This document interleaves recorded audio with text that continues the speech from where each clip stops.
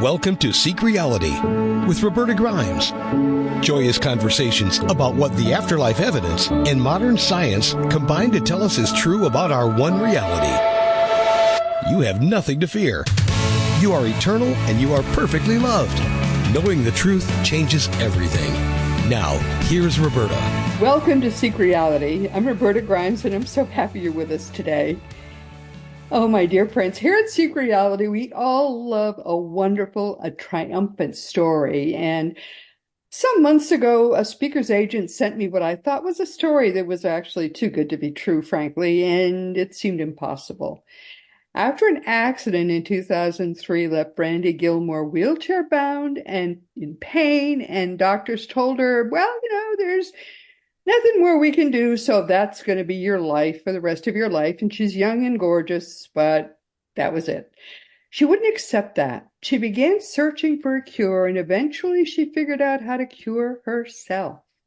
Brandy discovered research that changed the course of her life, and she made a complete recovery. But for her, that was just the beginning. After she healed herself in 2010, she didn't want to just talk about her healing. She wanted to prove to others that our minds really do possess the power to heal our bodies, a lot more than just, the placebo effect.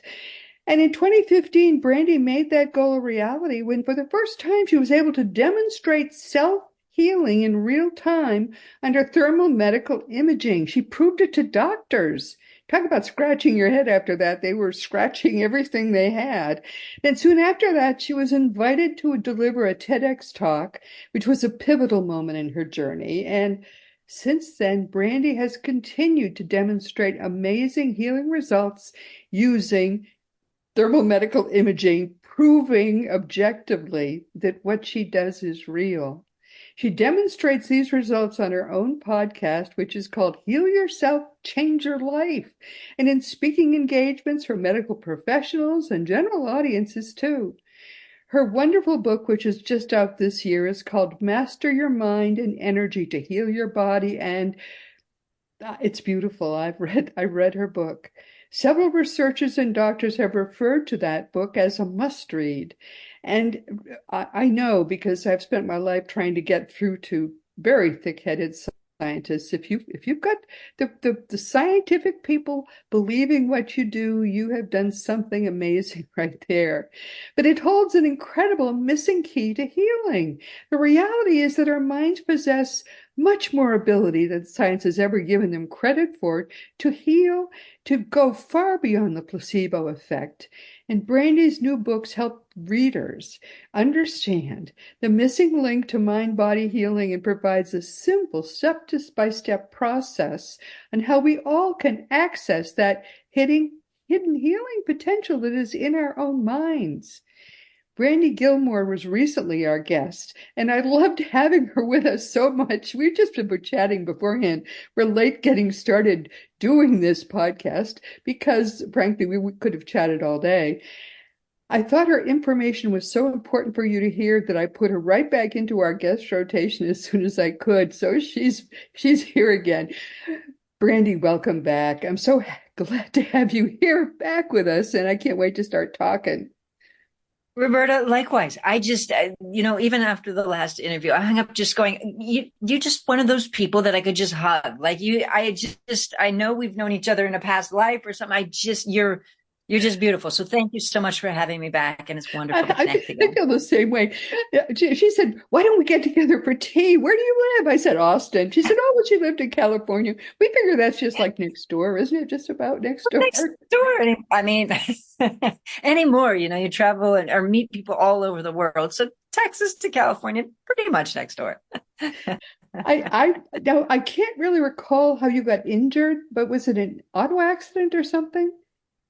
Yeah. So I used to do network engineering and operations, but I had an auto accident, and then I also had a fall, and I fell just wrong, just right, however you want to say it. But I literally went from living a full life to wheelchair, walker, cane. On a good day, I could get around with my wheelchair or walker or cane. On a bad day, I didn't get out of bed. I was on morphine. I was an absolute mess. And my doctor said there was nothing else they could do for me. I And love it. so, you know, Don't you love yeah, doctors? you know, what's that? Don't you love how doctors, it's easy for them to say when it's your life? You know, this is the thing is, and I went through a variety of different phases. At first, like I loved my doctors and I was a little frustrated because I wasn't getting better. But I had this epiphany as I was working on healing myself. And it was this. I remember laying there and I was just in all of this pain. And I had been injured for a few years. And I had seen my doctor earlier that day, you know, a 15-minute appointment, 20-minute, whatever it was to get, I had triplicates at the time. So like a form to get my morphine refilled and blah, blah, blah. Cause I had been on a form of morphine. And so you go in and it's like, I remember, you know, a 15-minute, whatever it is, appointment to get the medication refilled and et cetera. But I remember laying there and I had this epiphany and I thought, you know, right now I have no future. I have no real chance of a future. And I had this vision just popped in my head of my doctor, you know, eating dinner with his family, which he should be, like eating dinner with his family. But in that moment, I really thought about the awareness that my future wasn't really being tended to by anybody. If you think about it, you know, I really, that's what, there was like different pivotal moments where I felt like I really have to do something. Nobody's fighting for me to have a future. I mean, yes, my doctors were lovely. But I mean, I know as soon as I left, he went with the next one and the next one and the next one and the next one. If a total of 10, 15 minutes are being devoted to my future, like it really made me say, Ultimately, I have to figure this out. That's right.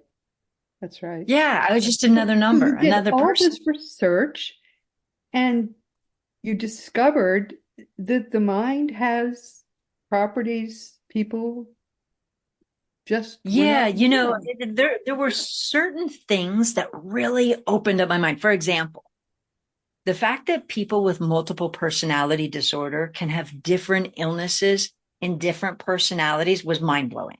And there was even research of a woman who was blind in some personalities, but not in others. And when you stop and think about it, you say, well, and medically documented, not, you know, pretending to be blind, but when you stop and you see all these awarenesses, and then I think something else that was really pivotal for me was this is because I had been trying to all of the things, the positive thinking, the meditation, and while all those things can be great, I still wasn't healing. And I went through a period of time and I meditated in theta state and trying to heal. And it wasn't healing my body. And I thought there has to be something more. And one of the epiphanies that I had was I thought about people who take the placebo, you know, a fake pill.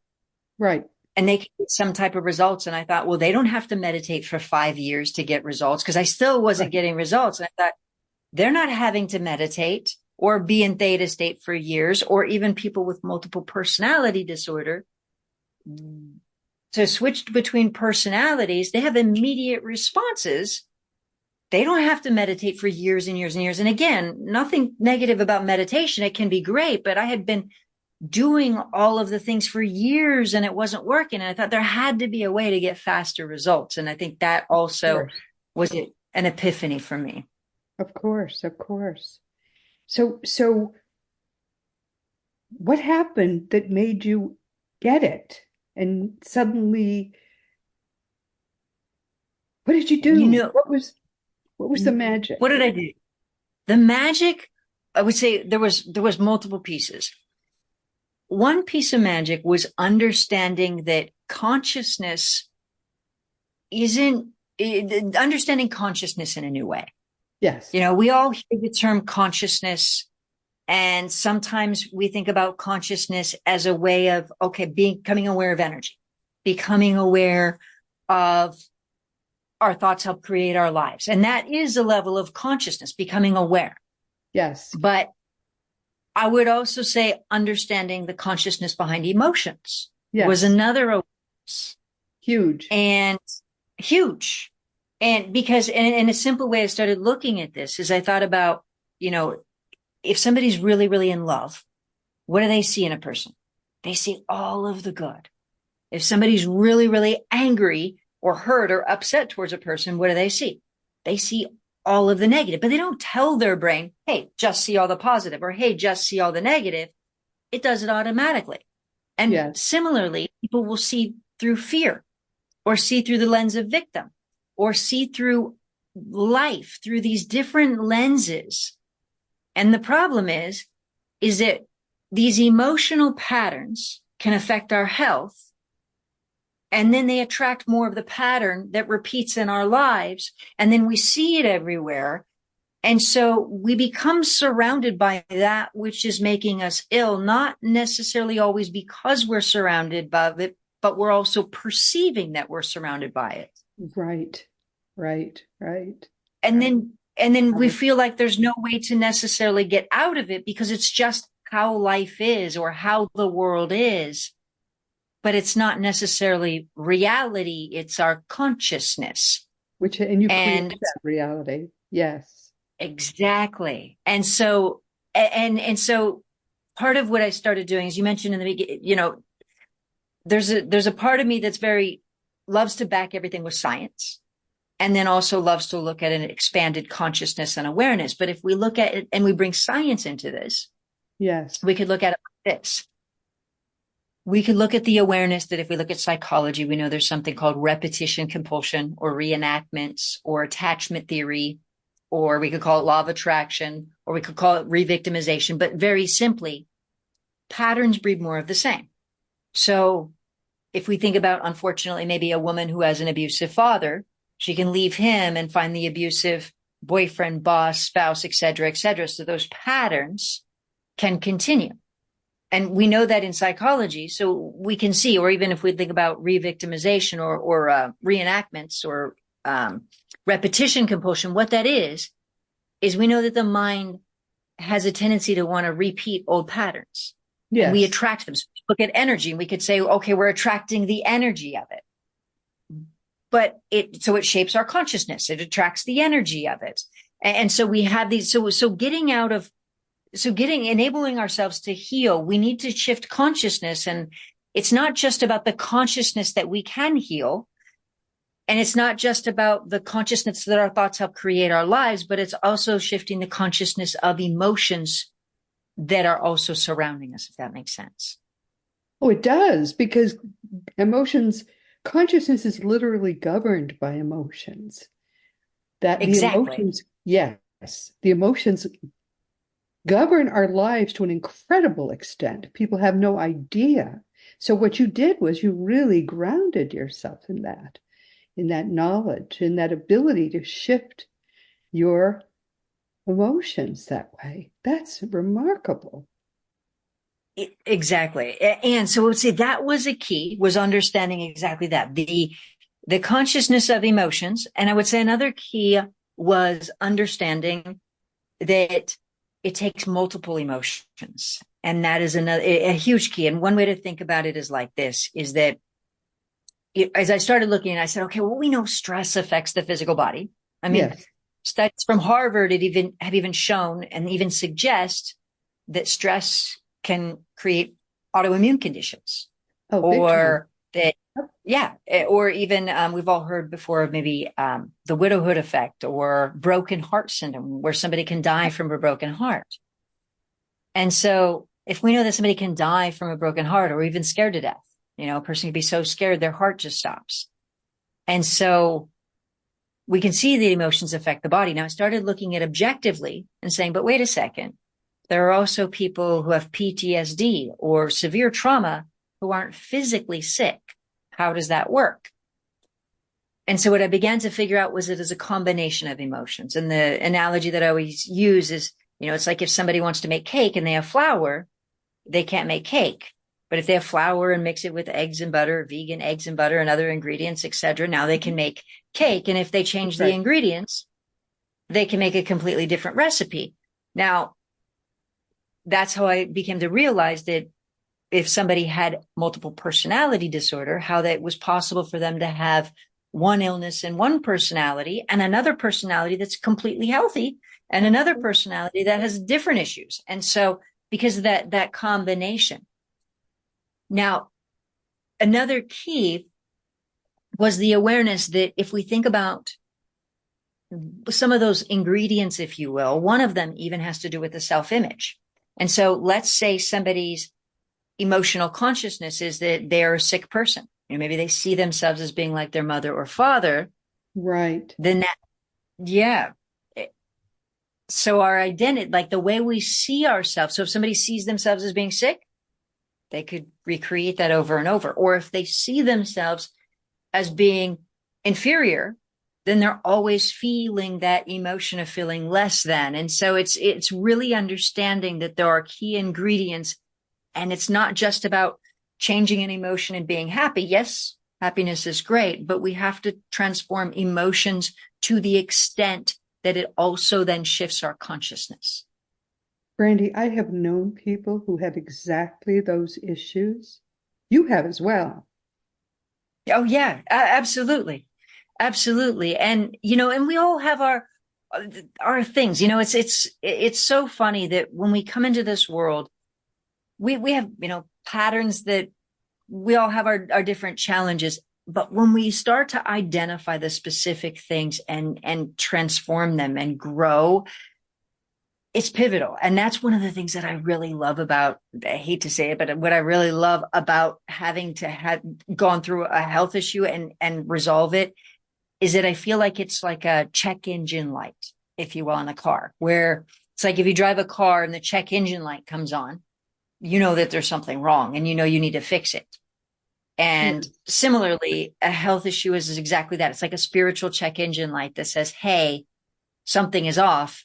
A health You need to fix issue is a spiritual check engine light.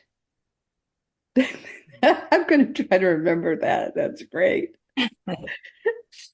All right. I have read your book, but I read it like 4 or 5 months ago, and I can't remember the punchline. So how did you start to apply all of this to yourself? That's what I can't recall. And I can't wait till we get to that part. So talk about that. What I did is I started saying, okay, well, I can see that there's different emotions affect the physical body. And of course, part of me was still skeptical. Like, if somebody had told me when I first started my journey that I could heal using my mind, I probably would have been offended or thought they were crazy. So now again, my injury. This is terrible. I'm in a terrible position. I can't do this. Of course I can't do this, you would have thought. Oh yeah, absolutely. And none of that. I have a physical accident, a physical injury. Like, of course I'm not going to be like, yes, how is this possible? I get it. I totally get it. Oh, that's right. But then when you see that even people who go into positive state of mind, even after surgery, where there's clearly a physical cut, can even heal faster with positivity. And if they have negative, stressful mindset, they have higher risk of complications, rehospitalization, all of the problems come in. And so we can see to change your own mind. That's the first thing you had to do, right? Yes. And I would say that also getting very specific was key. So one of the things that I started doing is I started to realize how much our bodies are really speaking to us. So like the spiritual check engine light, if you will. And one thing I did was, I love it. Lawrence Shin was like a metaphysical teacher from the early 1900s that said something along the lines of, if you can't hear, then maybe or if you're having some problem with your ears, then maybe you don't want to hear. And so what I started to do was I really took that whole general concept to the next level and said, okay, well, wait a second here. And I started thinking about messages that the body might be giving us. And what I began to realize is, as I thought about idioms, as I thought about like different things, like somebody possibly having neck pain, for example, I started thinking about what does that mean?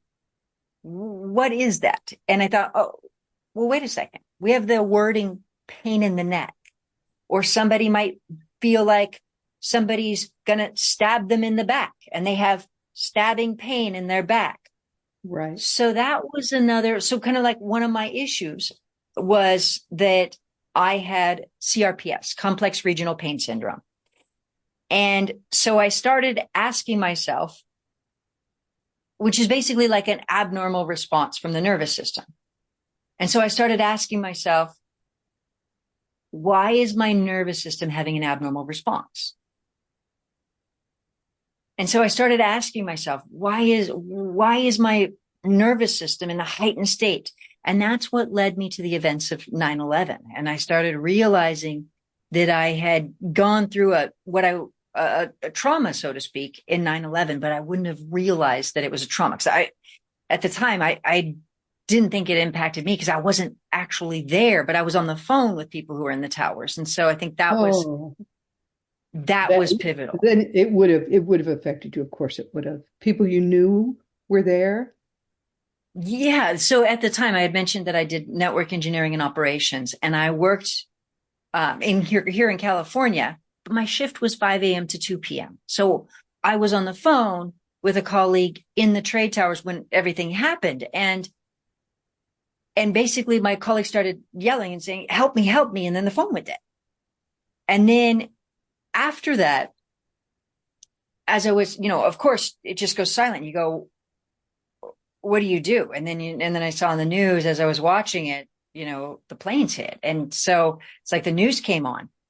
And so we're all just sitting there in the company that I worked for. We're all just like, and then because we had a lot of equipment also in the buildings, all of a sudden, then all of our phones are going crazy because everybody's network is down and all of these things. So I just went to work trying to help support people. But what else was happening at that time is in working in telecommunications, we always had to have no current events. So there was televisions on every single pillar around me. And so as I was working, trying to help people, in the background, the footage was playing over and over on all of the televisions that surrounded me. And then for months and months and months afterwards, it was, are we in red zone? Are we in orange for terrorist attack? If you remember, it was like, well, are we on high alert? And so in the back of my mind, there was a lot of things going on. It was one, I felt like I was, supposed to die to save others. And then another thing was, are we going to, are we being attacked? So it was playing 8 to 10 hours a day, depending upon if I worked overtime that day, in the back of my mind. And so I would say that even though consciously how I felt was I just felt about caring for other people, that information got stored in my subconscious mind and I just suppressed it. And so when I started asking the question of why is my nervous system having an abnormal response, what I began to realize is that part of me wanted to die to save others, and part of me expected that I was going to die. Yeah, I think a lot of people were. Oh, yeah. And then I also had this negative effect, even if they were not there. Even if they didn't know somebody who was there, it affected the whole country in that very negative way.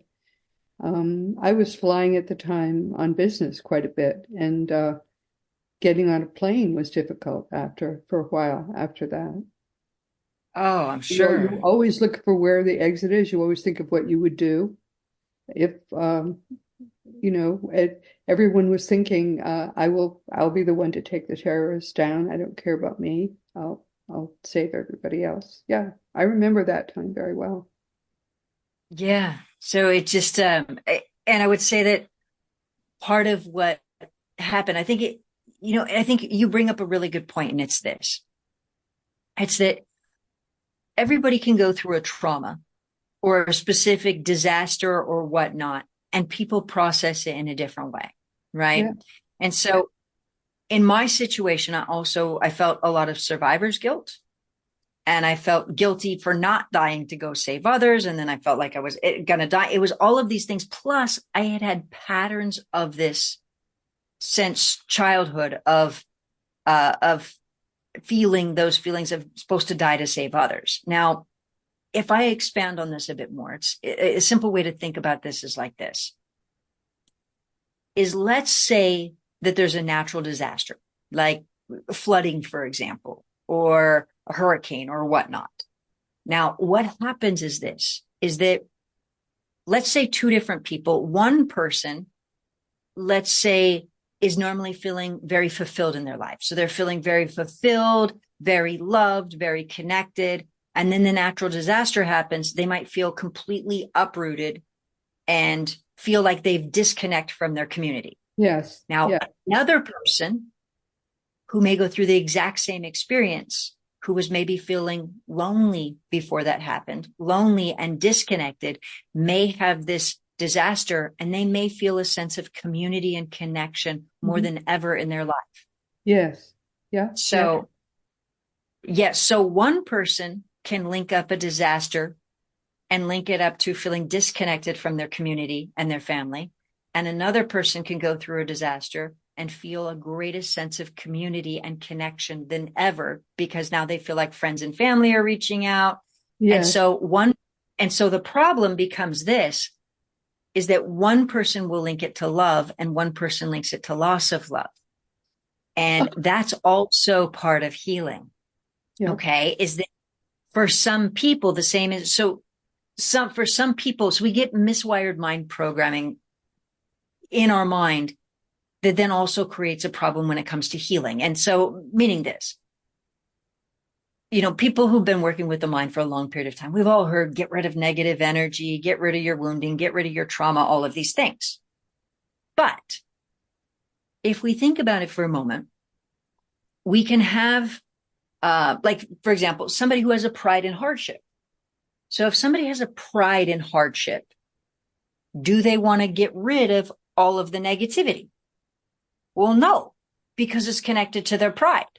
And so that's exactly the point, is that we can go through traumas and it can affect us differently, but also even when it comes to releasing, we have to really work to rewire the mind for genuine healing. Does that make sense? Mm-hmm. Yeah. So some people, for example, can get it linked up that illness is getting them more love and connection, in which case, even if they don't want it, the body and the subconscious mind may still want illness because it feels like it's getting them love. Or they cling to it. Yes. Yeah. Even though they don't even want it consciously. Consciously, if you ask and they say, would people still love me? Yeah. Mm-hmm. Yeah. Or even when we think about it, if we think about how miswired the mind can be, if we think about for a moment, unfortunately, a cutter. We've all heard before, somebody with self-harm, a cutter may cut themselves and experience feelings of relief or euphoria or control or safety from cutting themselves. And of course, that doesn't make logical sense, but those things can get linked up in the mind. And so point being is that, when we were talking earlier and we said, okay, part of what I did to heal was I really mastered my emotions. And a key to doing that was understanding that emotions could be miswired and then changing that, meaning survivor's guilt. I felt good for being a guilty person. Like if I felt good, it meant that I was good. If I felt guilty, it meant that I was good. Like I had a conscience. Our minds, they're so complex, aren't they? Oh my goodness. And even to try to understand why you're feeling what you're feeling is important. And yet it's hard in some ways to really dig down and understand it, because then you wonder about your own self. Oh my goodness. Exactly. So but that's the key, is what it is like this, is that, even if we go to get rid of an old shirt or an old, whatever it is from our house, if part of us wants to get rid of it and the other part wants to keep it, it's going to feel like a struggle. Yeah. And in our minds, all of the time, people want to get rid of some type of trauma or hurt or wounding, but then another part of the mind feels like it's keeping them safe, or it's so like a trauma. They go, oh, I have to hold on to it so it'll keep me safe just in case it ever happens again. So what happens? Part of us wants to get rid of it. Part of us wants to hold on to it, and it makes it hard. But when we understand this, if we just work with the mind and rewire it, that's the key. It's a different consciousness regarding emotions. This so you could get rid of that wheelchair? How did you put it all together? What I started doing, I had to program my mind that said, guilt does not make me a good person. It does not mean that I have a good conscience. It means that I feel horrible. Don't do that. But I had to really rewire my mind because I felt like I was a good person. It meant I had a conscience. And I had grown up Lutheran. And so I had the religious guilt. It was that's a tough one. Really, it really is. Oh So it my. was, I also felt that holding on to the fear was keeping me safe. And so I had to let that go completely as well. Like fear is not keeping me safe. Not only that, but then the other part, the part of me that felt like I needed to die for others. And the best thing to do was to die for others. I thought, well, wait, what if I just live and be my best self? That's a much better plan, What a Brandy. concept. Oh, what a What's that? concept that is. What a concept. Yeah. Much better idea. Yeah, especially since you're young and gorgeous. Wouldn't it be nice to live a life that matches how you look? That would be wonderful. Isn't it great? You're so sweet. You're so sweet. Thank you. And it just, so exactly. So I started correcting the wiring in my mind, and that was really powerful. Now, what was also, I mentioned that as I changed, that basically the illness is like a check engine light on the car, if you will. And the beautiful thing is as I started changing these specific patterns, not only did I heal myself, my life got better in so many ways. And then I developed this ability to then feel what other people are feeling and channel information. I mean, that's when I show people under medical equipment how they can get results and show it. That's exactly what I do is I check in and see, I say, okay, well, what emotions is this person feeling? And then I show them, and I just show them to shift their emotions. And you can literally see on the scan where, let's say somebody has neck pain or back pain or, whatever pain. What happens on these scans is this, is with thermography, it's basically the simple way to think about it is that if somebody has an injury or an illness, it emits heat. Just like if somebody has a sprained ankle, or an infection, and it's like if you touch that area, it emits heat from the body. And so what medical thermography does is it detects that heat that's in the body. And so under these scans, if somebody has neck pain, you'd see a large red area where their pain is, or back pain, you'd see a large red area where the back pain is. Right. And I'll show people how to use their mind, and you'll literally see the scan go from red to green as their pain goes away. And it's incredible. And they do it. I just help them to identify their things. Yeah, the emotions, and shift them. And so that's what you did with your pain. You were able to eliminate it just using your mind. Absolutely. That's And amazing. Identifying the specific emotions and transforming them. And it's like when we transform the specific emotions, the body has an ability to heal itself. And I know to me, it would have sounded impossible, but one way to think about it is like this, is if we think about somebody who has a stroke, let's say they have a right brain stroke, that can affect the left side of the body, right. Or a left brain stroke can affect the right side of the body. And so I started to think about it kind of like an emotional stroke, if you will. If the emotional activity is here from an emotion, where could it affect the body and where is it showing up? Or if it's over here or over here or over here, where is it affecting the body? Because I started to think about it. If we can have a brain injury and it can affect the corresponding part of the body, well, every part of the body is controlled by the brain. And so that's what made me start saying, well, okay, well, what emotions and what part of the brain can affect the corresponding part of the body, and how can we transform that? And that's what I started really thinking about it like, as an emotional stroke, if you will. And not that emotions are like strokes, though, just that they can create brain activity, and more than most people realize. In fact, trauma or PTSD can actually change the shape of the brain. So they can actually have a very real effect on the brain. And so that's the way I started looking at it. And it was just helpful to understand that as we then create that healing and the emotional healing, it can enable our body to heal itself. So you found that you were able then to eliminate your own pain. And completely. And then I started going to stand up and walk. And not only that, but then I started working out at the gym. I started going to the gym with bodybuilders.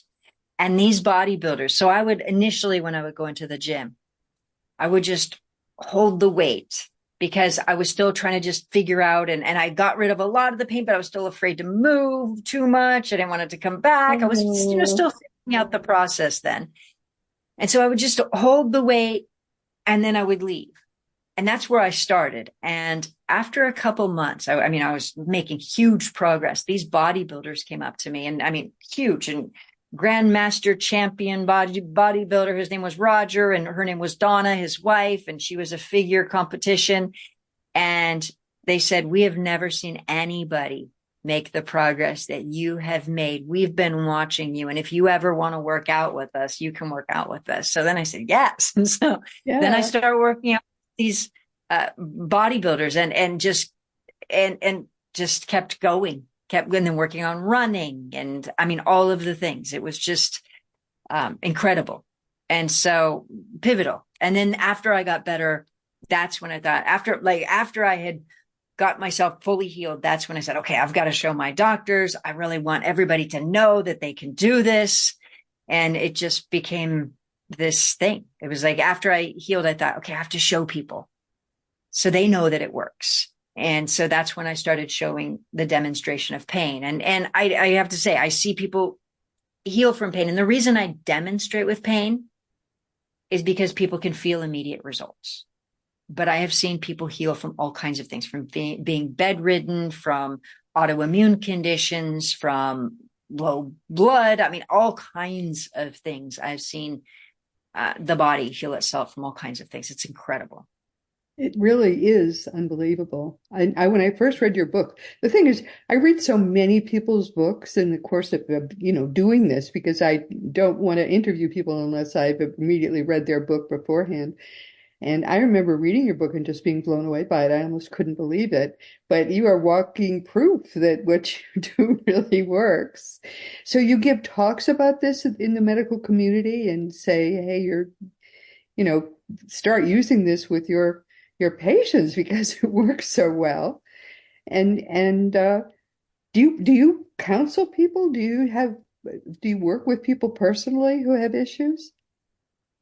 My goal is to empower people. So yes, I work with some people, but a lot of times I'm teaching classes or workshops or retreats or speaking. I really ultimately, when we stop and think about it, the more that every single person knows how to use their own mind, the better. The more that every person knows how to heal themselves. I mean, when we look around the world, that's part of the problem, is that even when we think about mental health, it's become like an increasing problem. More and more people are even just having problems with happiness, with positivity. And so personal empowerment is a huge passion of mine, because I know what it felt like to beg and hope that somebody would help me. And then from going to a place of then feeling like, hey, I can actually help myself. And not just help myself because I had been trying years and years and years, but actually get real results. That was pivotal for me. And so that's what I want everybody to experience. And one way to think about it is kind of like this, is, realizing what's possible. And there's something called, are you familiar with the 4-minute mile? Have you ever heard of that before? The fact that was a barrier, a psychological barrier, that people didn't think you could exactly run faster than that. Yes. Yeah. I mean, throughout history, people thought it was impossible for the human body to run a mile in under 4 minutes. Right. And then the man, Roger Bannister, did it. And after he did, so many other people did it. Now, similarly, the more people who hear my story and understand that we could do this and then learn how to do it, the more I see people messaging in saying, hey, I just did this, and hey, I healed myself, and hey, so that's really what I ultimately want, is more and more people to feel that sense of also empowerment. And yes, it's a skill, because if we think about it for a moment, if somebody asked me, like if you asked me, can I run a mile in under 4 minutes? The answer is no. I mean, physically I'm fit? Yes, but it takes a certain skill and a practice and an understanding to actually do that. And so what we can see, it's not just belief. I wouldn't just say, well, I believe I can run it in under 4 minutes. I'd have to actually know the skill of doing it. And the same is true with healing with the mind, is that part of it is belief, is understanding we can do it. But part of it is also understanding that there's a skill to it as well. And so if we combine belief and understanding with the skill, that's how we get there.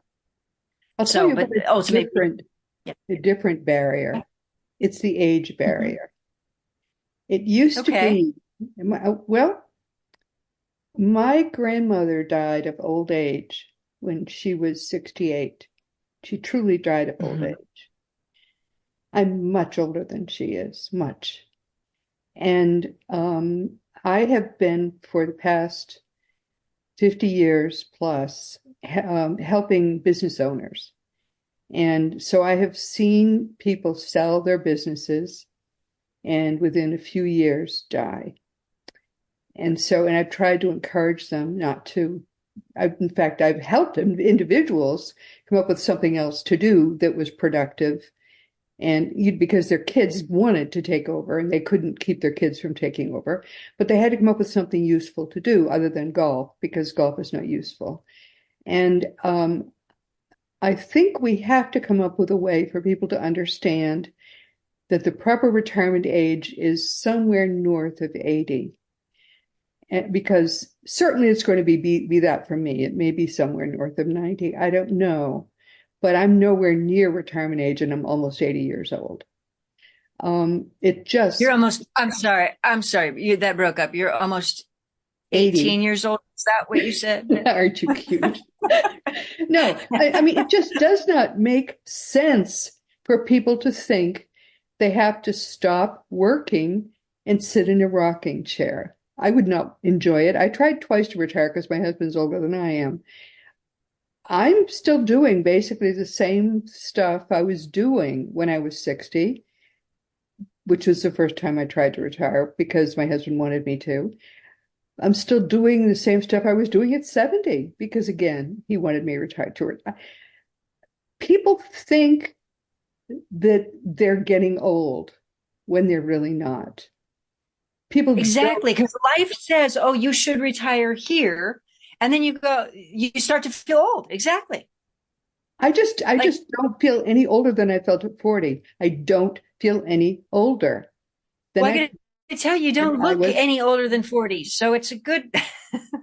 Oh, thank you, dear. I mean, I do look older, but I don't think I look my age. And it doesn't even matter if I look my age. I don't feel any older.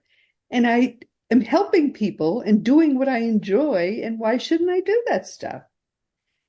But people my age are mostly in, they're frankly, they're very old. And I don't need to be old. Yeah, exactly. And that's the thing. So there's a few things from that. Is first and foremost, I mean, when we look at optimism, so optimism is a key to healing. So something to look forward to. What are you optimistic or looking forward to?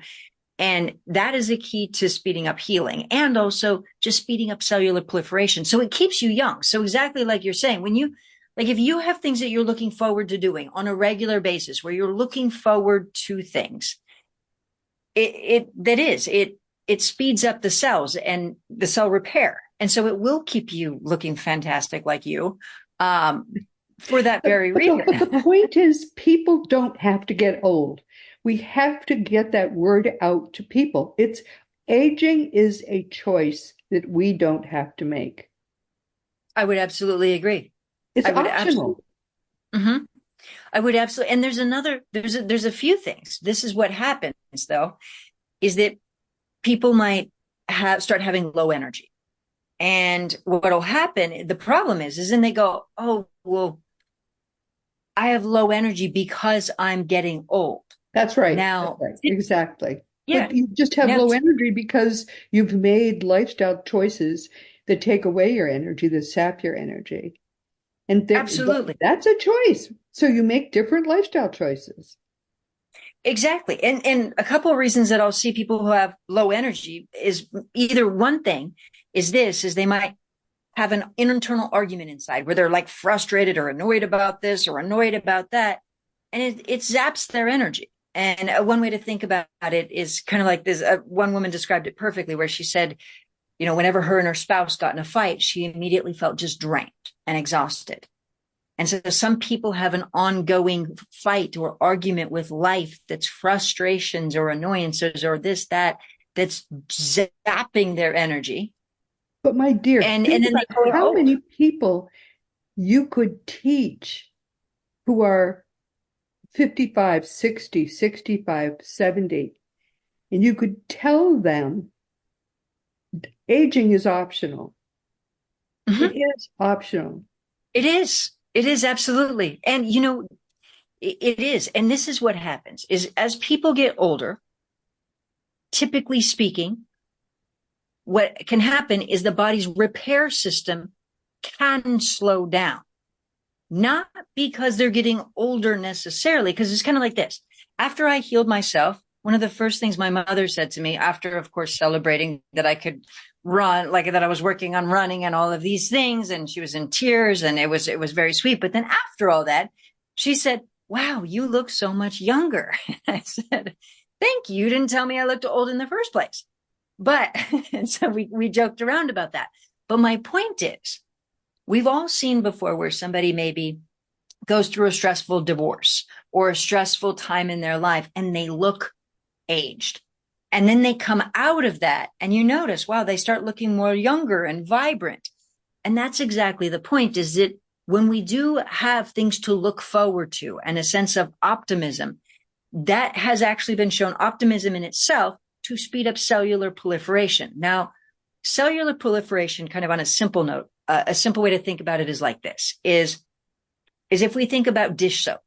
If we pour water on dish soap, what happens? The cells bubble, like the cells increase and we get more, or the bubbles increase and we get more and more bubbles. It expands. So that happens with dish soap. With the cells grow and divide, grow and divide, grow and divide. And then they heal the body. They replace cells. And our body continues to repair and regenerate and create new cells. So optimism, having something that we're looking forward to and excited about, can help speed up and optimize cellular proliferation. So not only can have it, so to your point, exactly what you're saying also happens on a scientific level. Because I've seen people before where they go to retire and then it's like, well, what am I going to do today? And they think they're old. I give them 2 years, 3 maybe, exactly. And then they die of old age. Because exactly, because part of what also happens. In their 60s, that's it. That's all they have. Yeah, they have nothing to look forward to. So then their mind also sets in and says, I'm retired. Like there was somebody throughout my past that even in my 20s, I saw this happen. There was basically at the time, my partner, my relationship, basically like my mother-in-law, if you will, she started saying, I'm so old. I'm so old. And I literally watched her age years in a very short period of time. So I've seen that. And yeah. And it's like, people will tell themselves, so gone over our time. We're going to have to stop talking. I'm going to have you right back. I just have to have you right back. We have so much to talk about. We really do. By the way, did you choose your cat to match your room? Because that is such a... I was trying to cover him up. No. Your cat so goes with the entire decor of your... you want to know what else? Your cat is in. We have watched your cat walk across behind you and lie down. And I thought, if that cat were a prop, your cat matches the room so perfectly. Isn't he beautiful? You've trained the cat, right, to do this? Actually, that's what I was trying to hide. I was like, so no. So anyways, let me tell you about... I love the cat so much. The cat is perfect. What's the cat's name? Okay, you're gonna laugh because so I got him while I was working on my book to actually help keep my other cat busy while I was working on my We have book. another cat Now, too. I do have one other cat. So they're buddies. They're so sweet together. So that's why I got him. So he's actually just about 2 years old as I was working on my book, but his name is Photon. So, which is funny because as you read my book, it's biophotons, it's energy of the body. So, and he was like a little white light that's just bouncing around the house, and that is him. So his name is Photon, and he's What's just the other sweetest one's little. name? I hesitate to ask. The other one's name is Bodhi. Oh, So I I have see. The Bodhi. other one is a civilian cat. This one is a deep thinker's cat. Okay. Oh my He's dear. just a little ball of light that jumps around, and that's I'm and he's the sweetest. so sorry we have to He's stop talking. I could do this all day. What do you want people to take away from our conversation today? um Kate, is there any so way many to things. summarize this? I'm not sure there is. So many things. Look, by the way, just so you know, he's actually a rescue, so I did not actually pick his colors, but that's the universe for you. I mean, I Oh, could not. He matches the cover of the book. I mean, he yes, kind of yes, fits into the exactly. whole Oh, so little exactly. decor of Oh, everything. goes with everything. Train him to just always do this whenever you're interviewed. Just come in and make yourself at home. And whenever you I were making usually an shut the emphatic point, you doors. would stretch. It was just ideal. Just ideal. You Did you such stretch? such a great interview, little photon. So Is so it I normally shut the doors. what So do you what do I want want people people to to take from this? It would be this. It would be number one is that even though, like, I mentioned, he's done with the interview. Uh, okay. um, what I would want people to take from is this, is that, we were talking about the 4 minute mile, how we used to think something was impossible. And now so many people have done it. And the Yes. thing that is pivotal is this, is if we think about emotions, they're affecting the body and we don't really realize to the extent. And a simple way to think about it is like this, is that we've all heard before somebody having a panic attack, like a racing heart, shortness of breath. Now imagine if people didn't know it was panic or anxiety. Now it's easy to imagine because all of the time people go to the emergency room. They think they're having a heart attack. And then the doctor says, oh, it's actually anxiety. And they don't realize that anxiety is actually affecting them in that panic. Now, if we take that basic concept, a profound concept, and we expound upon that, there are other emotions that are affecting the foot pain, the autoimmune, the leg pain, the back pain, the neck pain, the blood issue, the blah, blah, whatever it is. All of these other emotions are affecting the body and we just don't realize it's happening. And if we just understand emotions in a different way, not to where we just think positive, yes, that's great, but where we really shift the consciousness regarding emotions. So we shift them at a deeper level. We realize that we're truly incredible beings. And so it's about just creating that real change. And it's pivotal. It's life changing. And so that's what I also love about what you do, Roberta, is the fact that you're waking people up. You have this beautiful show that you're sharing with people about consciousness and the mind and, and you're just so wise, so wise. And when I grow up, I hope to be like you. You I love that. Oh, my dear one. We're going to do this again very soon. Thank you. I look forward to it. Thank you so much for being here. Everyone, Thank I'm you. so sorry we've come to the end of our time. This went much too quickly. Everyone, this has been Secret Rights. I can't even talk, obviously. That cat really blew my mind as well. This has been Seek Reality with Roberta Grimes. I'm so happy you could be with us today. Please never forget that you are a powerful, eternal being. Obviously, since I feel eternal, I don't care being almost 80 years old. It doesn't matter to me. But you never began, you never will end. And when you get that, when you get all the implications of that fact, it's going to change everything in your life for the better. Next week, our guest will be Karen Anderson. She'll be with us for the 7th time. Karen is a natural psychic She's been that from childhood, and she loves animals, so she's gravitated toward becoming an animal psychic. She's documented her career in 3 books called Here All Creatures, The Amazing Afterlife of Animals, and her recent book, which is called The Pet I Can't Forget, Finding Hope and Healing with Signs from the Afterlife. Karen is someone else who has long been a crowd favorite with Seek Reality listeners, and she loves animals enough now to have established her own sanctuary for aged pets that no one else wants. She'll take them in. I think you're going to love hearing from her, so please be sure to join us next week. And this week, what can I say? We've been talking with Brandy Gillmore, who's been with us for the 2nd time, but not the last. After an accident, she was confined to a wheelchair with a painful condition, but you cannot keep Brandy Gillmore down. She did the research and she healed herself. In 2015, she wanted everybody else to know that she had healed herself, and she's given a TEDx talk.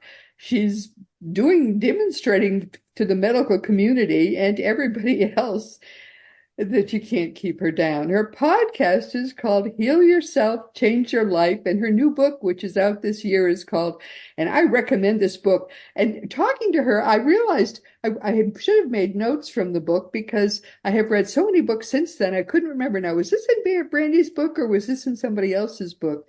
Her book, which is great, is called Master Your Mind and Energy to Heal Your Body. Brandy was our guest for the first time just a few months ago, and I couldn't wait to have her back, so I plugged her in again as soon as I could, and we're going to have her right back again as soon as I can plug her in again. I think that there are a few people we probably ought to have as regulars, because I just can't. I mean, interviewing people once a week can be a hard slog if they're not people you really care about. And so little by little, we're having regulars who are only people that I just love to talk about and talk to and just enjoy so much. And I think that she's going to become one of those. Anyway, I've loved today, and I'm going to love every time she comes back again. So again, one more time, that book is Master Your Mind and Energy to Heal Your Body, and it was just a joy to read. And her name is Brandy Gillmore.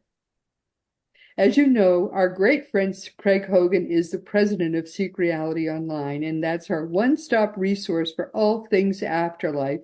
Just go to seekreality.com. I don't care if you don't want to live after you die. You don't have a choice. It's going to happen anyway. So go there, learn the ultimate truth from our dear friend Craig, and enjoy your afterlife right from the moment of your death. And teachingsbyjesus.com is your single resource for all the beautiful divine truths that are brought to us in perfect love by the greatest teacher of them all, Master Jesus. He didn't start Christianity, and he's been waiting patiently for the one that the Romans started finally dies, which it's doing now. So you can go and you can learn the truths on teachingsbyjesus.com. You can learn the truths from the one who actually gave us the truth. And that's all I have time to talk about, because we've already run over time. So meanwhile, this has been Seek Reality with Roberta Grimes, and please enjoy and make the most of this coming week in our One Reality, knowing that you are a powerful, eternal being, and you, most of all in this whole universe, are infinitely, perfectly, and eternally loved. You've been listening to Seek Reality with Roberta Grimes. Roberta blogs and answers questions at robertagrimes.com. Join us every week as we explore what the afterlife evidence and modern science combine to tell us is true about the one reality we all share. Knowing the truth changes everything.